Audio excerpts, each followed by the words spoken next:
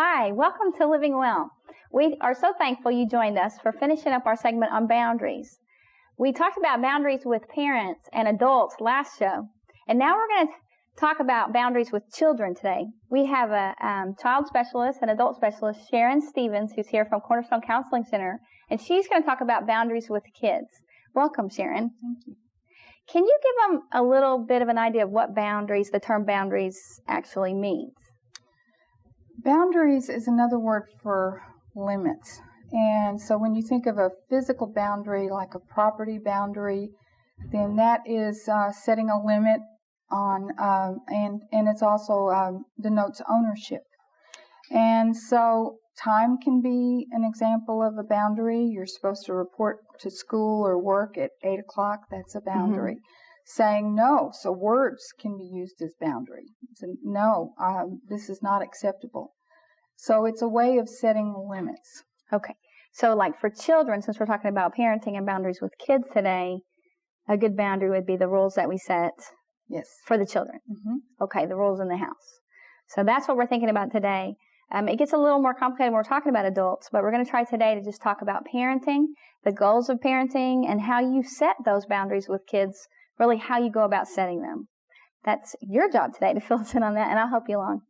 To start off, what would you say truly is the goal of the parent? It's such a misconception sometimes, parents' job. Can you give us an idea of what truly is the goal? Well, there are three main roles that a parent serves under, and that is to be guardian, to provide protection and a sense of safety for the child. That is not only protecting the child from things that can harm him from the outside, but sometimes protecting the child from himself. So from the outside and from the inside, from himself? Yes. Okay.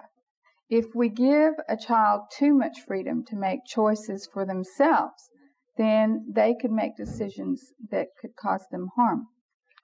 So, but if we are overprotective and set too many rules and too many limits, then they could develop a sense that they are not very competent. It would cause them to not have much confidence in their ability to do things.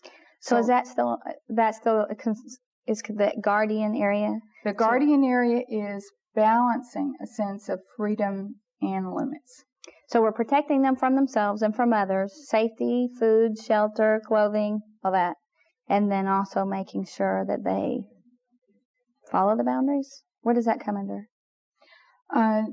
By providing a structure and limits, it gives them a sense of safety. And when they are not given structure and limits and rules that provide that sense of safety, then they can have out-of-control behavior that causes them problems. You know, it's really interesting. We moved out on some land and we had our animals. And until we got a fence, they stayed on the porch. They did not move from the front porch to the back porch. And it was about a month, and we thought that was really, really strange. And until we got the fence up on the acreage, they didn't leave the porch. Now they go and they get as close to the fence as they can, and I guess they do feel much safer. And that's when I really saw boundaries, truly, that it does feel safer. And it seems, there was a time when we thought, it's absurd. We give them rules, it seems confining and controlling, and it would be better if we didn't do that, if we just love the heck out of them, love them, love them, love them, and look what's happened. So it is better with boundaries. They do feel a sense of safety because they know what to expect, right? Yes, and it may seem as if the child doesn't want boundaries because they want a freedom to do what they want to do.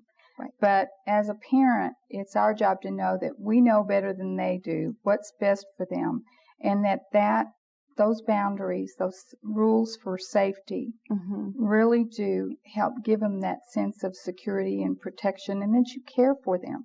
To not give them boundaries that help protect them, even from themselves, would be not to be loving towards them, because you are maybe not wanting to set a boundary because you're afraid they won't like you, they'll get mad at you, or that you can't stand to see them be disappointed or in pain, suffer the consequences. then you're really avoiding the work of parenting and setting boundaries. Because you're trying to be a friend, which Right. is another whole topic. Yes. If they're trying to be a friend to their child, then when their child is unhappy with boundaries that were being set, their reaction would be to remove those boundaries. If you're just trying to be liked and be a friend. Yes. And then you're teaching that child something that does not really give that child a sense of reality, the way life really works. Is, in essence, you're teaching your child, okay, well, if I protest enough, then rules and limits can be changed. So I don't really have to follow the rules of life. Right. So guardian is one role that parents have. Another role that parents have is as manager. They're to help manage the resources and the freedom and the consequences so that things can get done. So they can teach a child how life works by helping them manage their time for getting to school on time, doing homework, planning ahead, getting chores done. And they want to give them privileges and give them resources to do what they need to do. But they want to manage that for them to make sure things get done. And I guess a manager would be the one that says, you have a choice as a child. You can make up your bed before school, because we go through this, or not make up your bed before school. If you make up your bed before school, I'll put a special treat in your lunch when you go. Yes, that's a good example. And sometimes they do and sometimes they don't, because I'm really trying to teach them that it saves them a lot of hassle, and it teaches them self-control, and we prefer it. And so we try to reward the behavior that we want, but we don't force that behavior. So, and managing that can be tough. Yes. To figure out a way to motivate them without punishment, without consequences all the time, but to make it more of a choice. You can do this. You can make your bed or you cannot make your bed. You can do your homework when you go home or you cannot do your homework when you get home, but this is what happens if you don't. And this is what happens if you do. So that's where the management part really falls into. Yes. And the reason that's important is that parents can seem to think that what the goal is to be in control of their children so that their children are well behaved. Whereas the true goal of parenting needs to be teaching the child self-control. And you can do that by assuming the role of manager as a parent, controlling the resources. And then you can indicate, okay, as you said, if you choose to do this, then this happens. If you choose not to do this, then something else happens. And then you're letting them make the choice, and they're having to develop a sense of self-control in order to get the things done that need to be done. And what structure you provide on the outside while they're a child, then they begin to internalize and develop self-control. You provide control on the outside, structure for choices to encourage good choices, and that develops into self-control. And this fits so well. We had a guest on, Danny Hart, who was a child specialist, and he talks about teaching the child self-control and he had steps of discipline to apply when they were misbehaving. But either way, the child had a choice which consequence they got. They could either go themselves and just be okay and come back, or if they couldn't or wouldn't, then they'd move on to the next step. And it was all about self-control, and that fits in really well. Yes. The most important thing in this, it would seem, is what the consequences and what the reward is, because they have to be truly worth it to the child to want that reward. Knowing, okay, I have a choice. It seems like they would have to test that a while before they realized, okay, I really don't like this consequence. The reward is a lot better. By managing it rather than trying to control it, you need to provide positive incentives for the good choices and negative consequences for their poor choices.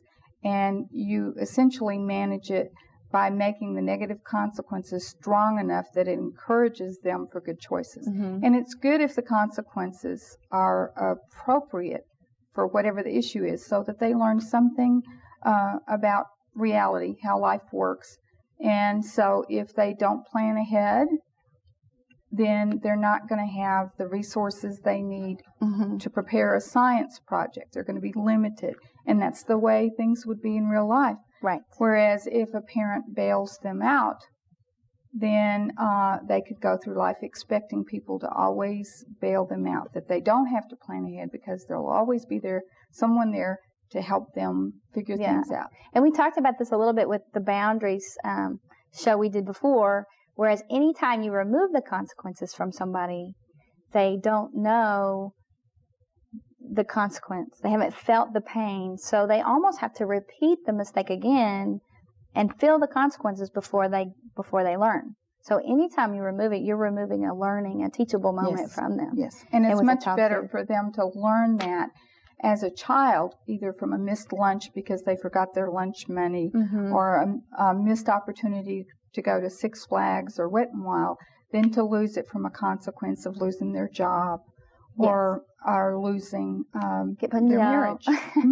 Yeah, I have a friend who had speeding tickets, and he's young, he's a teenager, and we were all thinking, when's he going to pay those tickets? And he basically just really believed he could get away with not paying them until he was ready, and he used his money doing other things, and finally he did get pulled over, and they ran his license and found out he had speeding tickets and warrant for his arrest, and he got arrested, and his parents wanted to bail him out so bad, but they didn't. They left him there for 2 days, and then they ended up letting him go, but he has probation, he has work to do to pay. I guess he has time to pay it back with a payment plan. And I asked him the other day, so are you ever going to not pay a speeding ticket again? He said, no way. But if his parents had bailed him out immediately, which he thought that they would, because they really always bail him out, he would have done it again. I know he would have. And it's hard when it comes to something so extreme. And yet, the way he learned from that was to sit in jail for a couple of days, which I know I don't want to do. Some people can learn from watching others, which I wish I always learned that way, but I don't always. Sometimes I just have to go through it myself. And so we do our friends and our families a service by not removing those consequences. Yes. So I have to remember that. Now, that's one problem of removing the consequences. The other problem can be a parent who is too controlling, too much of a disciplinarian, to the degree that the child never feels like they have choices. They have to do what the parent says. And so sometimes you have a very obedient, compliant child up till the time they get out from under that parent's control, and then they've not developed self-control, so then they don't know how to limit themselves because they don't know how to handle this newfound freedom where they're no longer under the control of their parents. Which isn't reality. That's not teaching them morality. No. And, I know we see it a lot with clients who their kids are in, they protect them from everything. They're in private schools. They have so many boundaries around them, they almost can't breathe, especially as teenagers. And they usually always want to go to a public school.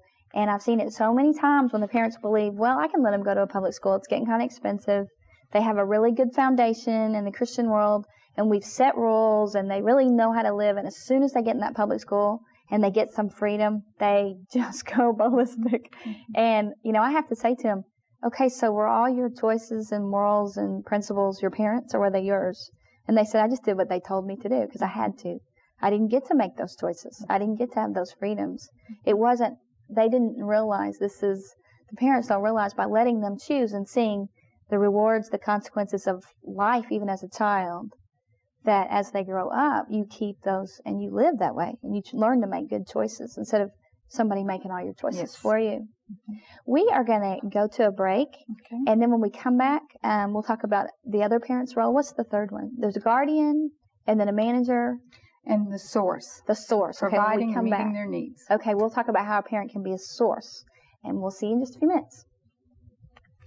The long-awaited history book on North Richland Hills is now available. This beautiful 500-page book is rich in family history and tells a story about how a small 19th century settlement has become the third largest city in Tarrant County and one of the greatest cities in Texas. It's North Richland Hills. Pick up your copy today from the North Richland Hills City Hall Water Department, the Richland Hills Tennis Center, Critter Connection in the North Hills Mall, and at the North Richland Hills Public Library. For more information, call 581-5700. Hi, welcome back. We are just finishing up with parenting. We had talked about the parents and how they set boundaries, the goals of the parents. We started off with being a guardian and then being a manager, and now we're finishing up source. The parents as a source. What does that mean exactly? The parents need to be the source of where the child gets their needs met. They're providing a home, food, clothing, and other things that children are going to need. But they need to balance. It's a balancing act again. Balance the source, the resources, with limiting resources so that the child can develop a sense of gratefulness or thankfulness. If not, if a child is always given everything they think they want or need without any limits, then they can develop an attitude of entitlement. Yeah, and ungratefulness. Yes. Which, can you imagine that?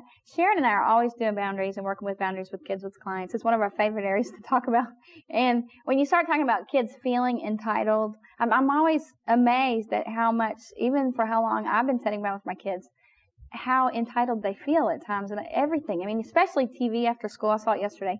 They think they have to watch TV after school and they deserve it and it's expected. You know, I'm using it now as a reward that, you know, they come in, they get their homework done the first 30 minutes, then they can watch TV. And they are just like, I can't even believe it.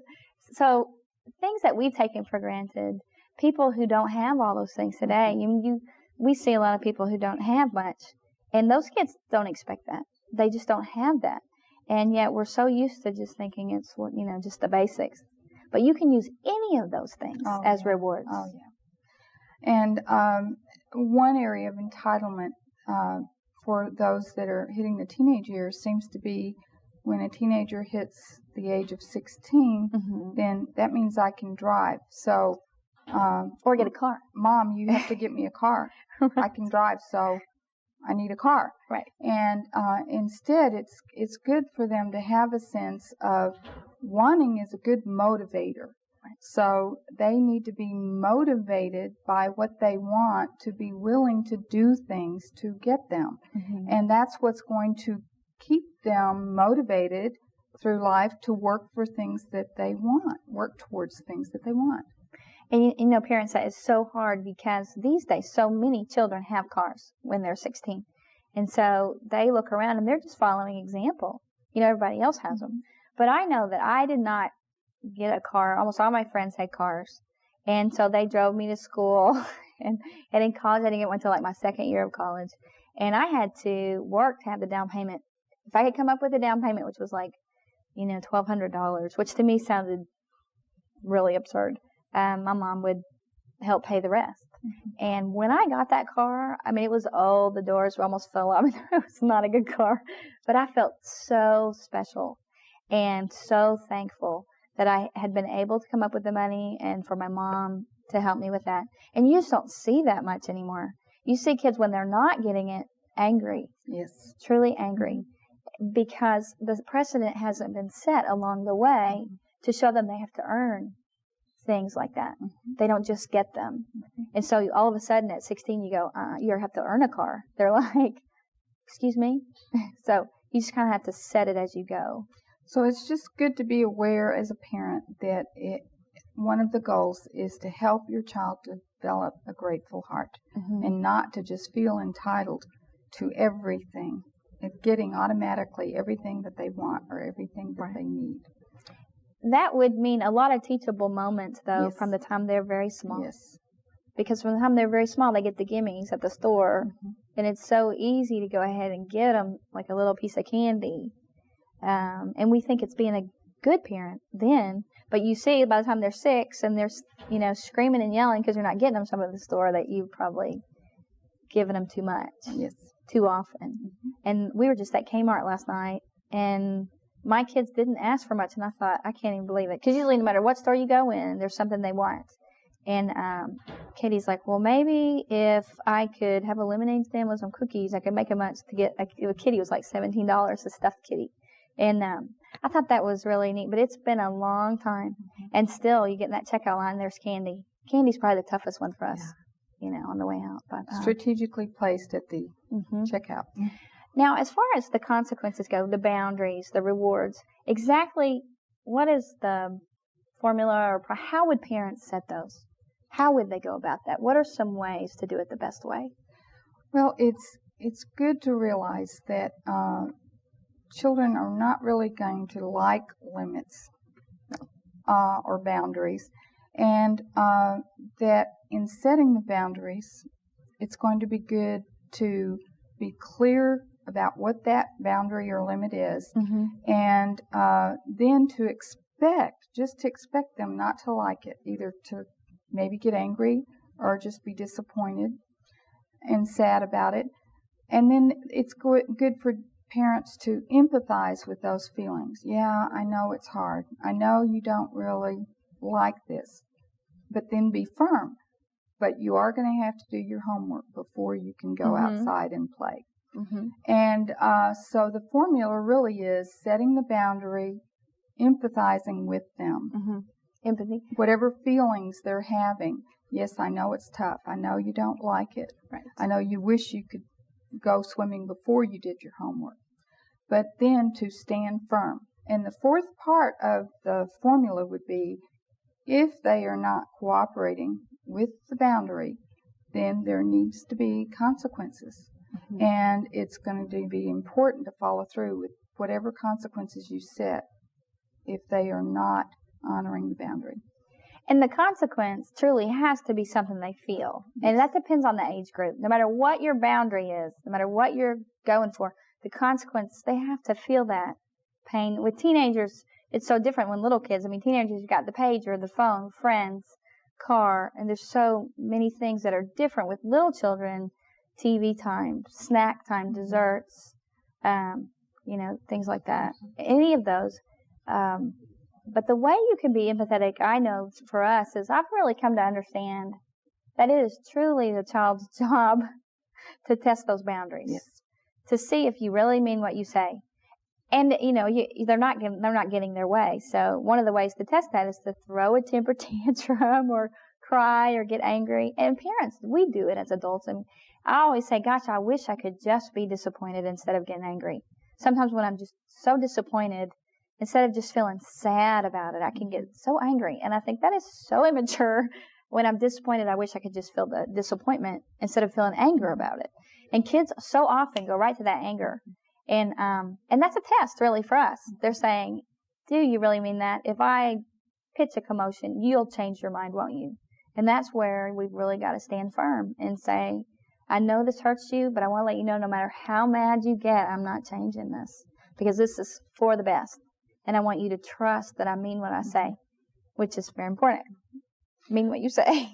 Well, what happens with that is that if parents are using anger, guilt, or nagging as the consequence to their child not honoring the boundary of the limit, I told you to do your homework, or you wouldn't get to go to Wet n Wild, or clean your room, whatever it is, then the anger is not an effective boundary or limit. The child doesn't know what to do with that. And it's harmful. It's harmful to the relationship. So the child then thinks their problem is that they've got an angry mother. And you have to remove yourself as the problem and let them feel the real problem as the problem. Their choice to not do something they were supposed to do or do something they weren't supposed to do. And then the problem is their problem. They need to feel that instead of to experience the parent as the problem, having an angry mom or a nagging mom. Because what they learn is to tune you out. Right. The emotion becomes the problem instead of what they've done. And that can be hard, but the more you realize that, they're going to have to choose. And if they choose badly, you already know what's going to happen. So you don't get as angry. I can sit there and say, listen, you made the choice. And because of that, you cannot go to the sleepover. You knew that ahead of time. That if you did not do what you were told, then you couldn't go to the sleepover. And they're like, but I forgot. I know that was the choice, but I forgot. I didn't make the choice. I just forgot. And then I have to say, I know, I realize that, but I can't change I can't change the consequence just because you forgot about it, because then you won't think I mean what I say. And it can be tough.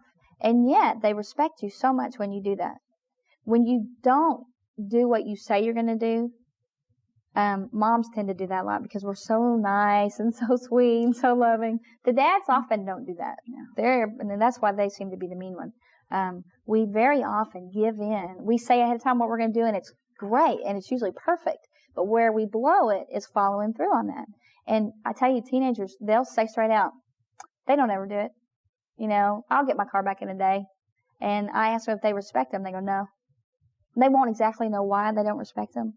But they don't. And the parents who are consistent and they have consequences and they're more, more solid and stricter boundary setters, the kids really do respect them. Now, they don't necessarily like the boundaries or the consequences, but they know what they are and they know what they're supposed to do and they know what their parents are going to do if they don't do it. So that helps them be able to choose, because it's not really a clear choice if you don't exactly know. But if you think this is the consequence, the car's going to be taken away, but maybe it's not if I throw a big enough temper tantrum or I beg enough, well, then the choice is it's foggy then. It doesn't seem so clear. It's much more complicated than just making it real simple, this or this, and then following through on both. Can you tell them the difference, though, with nagging? How do you between anger and nagging? What's the difference? Nagging would be continually reminding them, it's time to get up. It's an hour before you need to leave for school, and come back 10 minutes later. Told you, it's time to get up. You're running out of time. 30 minutes, and the volume gets higher and higher. So you start out with nagging, but then eventually you end up with a high level of anger built up in you, anxiety built up in you. And so you dump that on them. Well, they don't see them getting up late as the problem. They see an angry mom as the problem. Whereas if you say, if you're ready for school when I'm ready to leave for work, I will drive you. If you're not, you'll have to walk. Chances are you'll be late. You might have to stay after school because you were tardy. So then they can choose. They can be late, but they have to suffer the consequences. And that teaches more how real life works. And it protects the relationship. Well, I have a friend who, she does this with her child. And in the beginning, I thought, God, that's kind of tough. Her parents they have an alarm in her room. And so when the alarm goes off, she gets up, she's supposed to get dressed and get all ready and then come downstairs where her mom has breakfast ready. Well, if the mom gets breakfast ready and she doesn't come down, then she knows she's not awake and she goes up and gets her. Well, then she has to get ready and they leave. She doesn't get breakfast. And so that's how, in kindergarten is when they started it. And by the end of kindergarten, she was getting herself up, getting dressed, getting all ready and all her stuff in her backpack. And then coming down for breakfast, and I was very impressed. My kid, I'm like, Ashley, I'm getting her dressed, and I'm helping her to the bathroom. I mean, I was pretty impressed with that. My kids, I do some of that in that they get breakfast in the car, which is just like a Nutri-Grain bar or something. And so breakfast at home is usually a lot better. But I have a hard time sending them off to school without some food. And yet, her children do a lot better than my children. Can you tell us, in your opinion, what would be the main thing in everything that we've said to kind of sum it up? I know you mentioned control, that it's much better to teach self-control than just control the child. Is there anything else? To remember that with every interaction, every situation you're dealing with the child, you're teaching them something about life.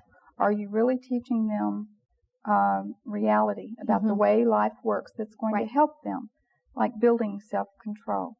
And the other thing is that anger, nagging, and guilt messages are not consequences that do teach the way reality and life works. So consequences need to be related to whatever the boundary is. And that saying, if you choose to get ready on time, then you choose to go to school with me when I can drop you off. If you choose not to get up on time, then you will have to walk. It's your choice, and then their choice becomes the issue. Which is where the self-control comes in. Yes. But if you're sending guilt messages and you're manipulating them to get them to choose, then they don't really have the freedom to choose. It's not as clear. Yes. So that's We just want to let you know that at Cornerstone, we do teach boundaries groups a lot, and boundaries with kids. Sharon does them too. And so helping you apply all that, that's the hardest thing. Our last group, we just applied, and then we have advanced boundaries group for the pros, and it's really just an ongoing process. So we just really wish you luck there, and we hope you've learned from today, and we thank you so much for watching Living Well, and thank